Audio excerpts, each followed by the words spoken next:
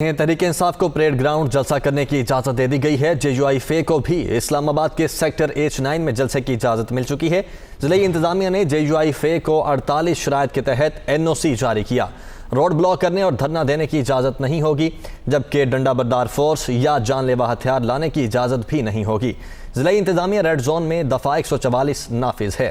ضلعی انتظامیہ کا کہنا ہے کہ ریڈ زون کے باہر 1 کلومیٹر کی حدود تک جانے کی اجازت بھی نہیں ہوگی، جبکہ ریلی کی اندرونی سیکیورٹی کی ذمہ داری منتظمین پر ہوگی اور املاک کو نقصان پہنچا تو ذمہ دار بھی منتظمین ہوں گے۔ تو تحریک انصاف کو پریڈ گراؤنڈ جلسہ کرنے کی اجازت دے دی گئی ہے، ساتھ ہی ساتھ JUI کو بھی اسلام آباد کے سیکٹر H9 میں جلسے کی اجازت ہے۔ ضلعی انتظامیہ نے JUI کو 48 شرائط کے تحت NOC جاری کیا ہے، جبکہ روڈ بلاک کرنے اور دھرنا دینے کی اجازت نہیں ہوگی اور ڈنڈا بردار فورس یا جان لیوا ہتھیار لانے کی اجازت بھی نہیں ہوگی۔ ریڈ زون میں دفعہ 144 نافذ ہے، جبکہ ریڈ زون کے باہر 1 کلومیٹر کی حدود تک جانے کی اجازت بھی نہیں ہوگی۔